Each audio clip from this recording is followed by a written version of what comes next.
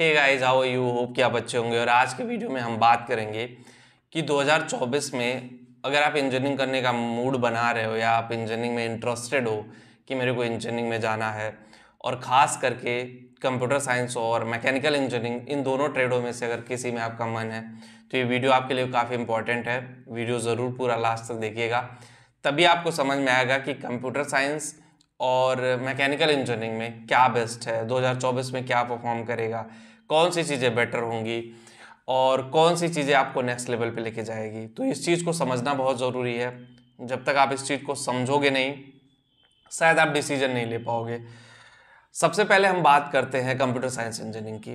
Computer science engineering AI में convert हो गया है, मतलब पूरी तरह से अब बहुत सारे engineering college CSC computer science engineering AI technology में करा रहे हैं। बिल्कुल करिए, एआई का ज़माना है। एआई और जॉब जनरेट करेगा, एआई से रिलेटेड सॉफ्टवेयर बन रहे हैं। एआई मतलब एक नए तरीके की टेक्नोलॉजी है और आने वाले 10 सालों तक राज करेगी। कम से कम 10 से 15 सालों तक एआई राज करेगा। तो उस चीज़ को माइंडसेट में रखते हुए आप कंप्यूटर साइंस एआई में जा सकते हो, डिमांड है।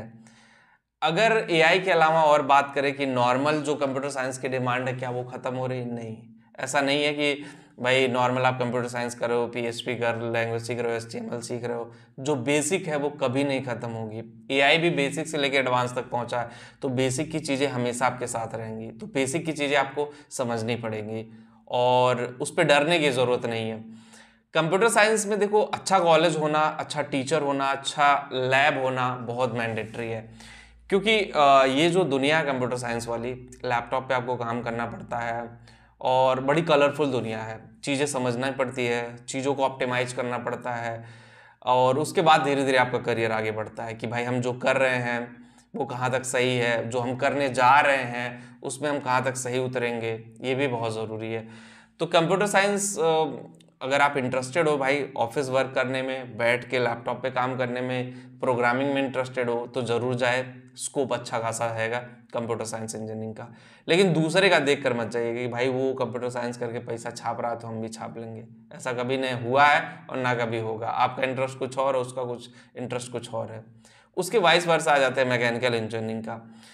तो मैकेनिकल इंजीनियरिंग में भी काफ़ी बदलाव हुए हैं पिछले कुछ टाइम से। आप लोग देखे होंगे, मैंने मल्टीपल वीडियोस में भी बताया है कि ऑटोमेशन में भी बहुत बदलाव हुआ। ऑटोमेट चीज़ें हुई हैं, बहुत सारे फंक्शनैलिटी ऐसे होते थे कि सुपरविज़न करना ही अब रह गया है, जिसमें मैन पावर काफ़ी इन्वॉल्व होती थी, आईटीआई वाले, पॉलिटेक्निक वाले। लेकिन बहुत सारी ऐसी चीज़ें हैं जिसमें अब सिर्फ सुपरविज़न करना ऑटोमेशन के थ्रू। तो जो ऑटोमेशन इंडस्ट्री है वो काफ़ी ग्रोइंग है मैकेनिकल इंडस्ट्री में। उसके अलावा आप देख रहे हो बड़ी बड़ी इलेक्ट्रिक बसें आ गई हैं। मैं तो दिल्ली में आया, देखा कि इलेक्ट्रिक बसें चल रही हैं, इलेक्ट्रिक कारें चल रही हैं।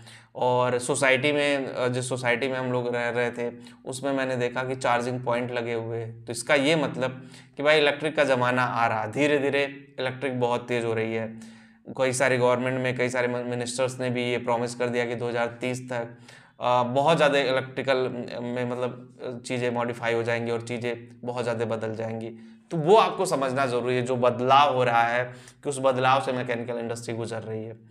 तो आपको डिसाइड करना, अगर आप मैकेनिकल, देखो मैकेनिकल में आपको शुद्ध इंजीनियर हो, मैकेनिकल वाले इंजीनियर हो, मैकेनिकल में ही आपको काम मिलेगा, ठीक है।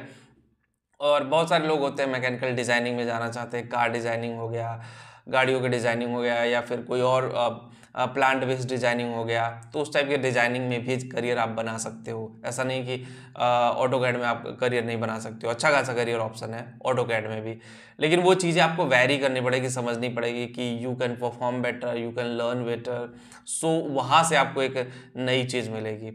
तो मेरा एग्जैक्टली मकसद यही था। दोनों ट्रेड में कोई ट्रेड बेकार नहीं है, लेकिन उसके लिए दोनों में कंपेयर यही मैं करूँगा, पहला आपका इंटरेस्ट होना चाहिए, दूसरा अच्छा कॉलेज होना चाहिए, तीसरा अच्छी फैकल्टी होनी चाहिए जिससे आप पढ़ रहे हो, चौथा ये लैब अच्छी होनी चाहिए। उसके बाद प्लेसमेंट तो हो ही जाता है यार, जॉब तो मिल ही जाएगी। प्राइवेट कंपनियां बहुत सारी आ रही हैं, कई सारी मैन्युफैक्चरिंग कंपनियां खुल रही हैं, और भी मैकेनिकल में धमाल होगा। तो बस वीडियो में इतना ही। और जो लोग टेलीग्राम पे वो भी जाके ज्वाइन करो, लिंक डिस्क्रिप्शन में एक बार जा करके ज़रूर देखिएगा। मिलते हैं आपसे नेक्स्ट वीडियो में। Thank you.